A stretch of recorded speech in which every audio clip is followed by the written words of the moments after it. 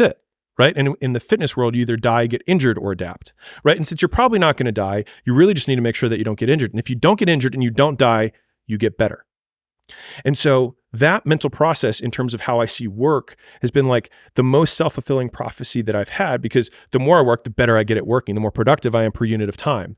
And then I get the outcomes that happen eventually. But the point is, and you've probably, I mean, I already know, you know this, but the outcomes become so irrelevant compared to the reward that you get in the meantime.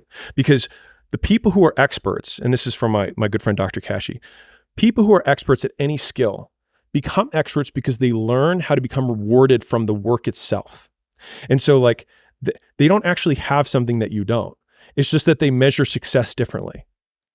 We need stories. We need stories to understand ourselves. We are the only... Judge yourself by your actions, not by your thoughts. I became significantly less disappointed in myself when I started judging myself only on the actions I took, not the thoughts I had. So patience is a virtue that I feel like I haven't had. And it's been something that I've spoken over myself for many years. I was like, I'm an impatient person. I want things fast, etc. But when I realized that I should use the same lens that I judge other people on when I judge myself, which is someone might say, I'm a really honest guy. But if I have no evidence that you're an honest person, or when I put you in a situation where you could be honest and you're not, I would say, no, you're not. Now that person probably thinks of themselves as honest, or to the same degree, I'm a really loyal guy. But as soon as I put a 10 in front of you and you've got your girl at home, you jump. You're not that loyal. You just haven't had the opportunity to show that you're loyal. And so for me, my thoughts about what I thought I was were actually really negative. But when I tried to think, okay, well, I can be patient if I act patient, even if I don't feel patient. And then that allowed me to start giving myself a stack of undeniable proof that I am who I wanted to be. And I don't believe in binary traits, meaning like he's patient or he's impatient, or he's loyal or he's disloyal. The question is, how loyal are you? How honest are you? How patient are you?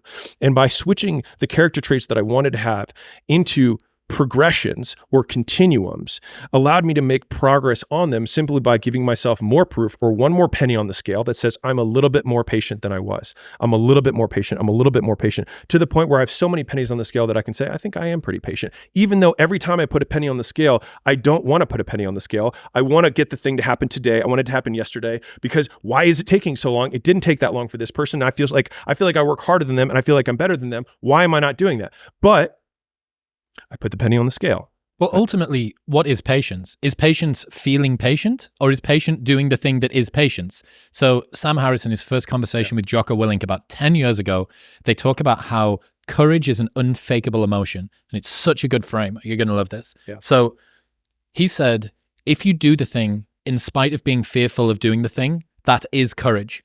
And if you don't do the thing, even though you felt like doing the thing, that is cowardice. And I think that motivation and patience are exactly the same. If you're patient, despite not feeling patient, that is patience. Yes. That is how it works.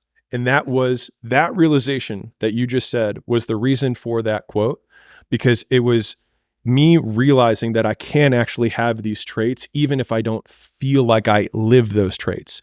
And so that's why probably, at least for me, when people are like, whatever the trait is, like, he's so humble, he's so whatever, like, you probably will never feel like you have the trait, but you can still have the trait based on evidence rather than emotion.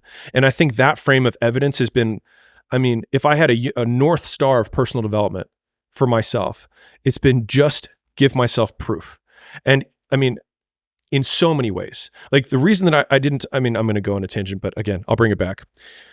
I didn't talk about how to run gyms until I had 6 gyms, because I didn't feel like I was qualified enough to talk about it. And I only started talking about gyms when so many people were like, dude, how do you run your gyms? How do you run your gyms? And if I rewind even before that, I didn't feel qualified to talk about fitness, but I had had a 6-pack for a decade, you know what I mean? And I had multiple state records, but I still didn't feel qualified to talk about fitness until everyone was like,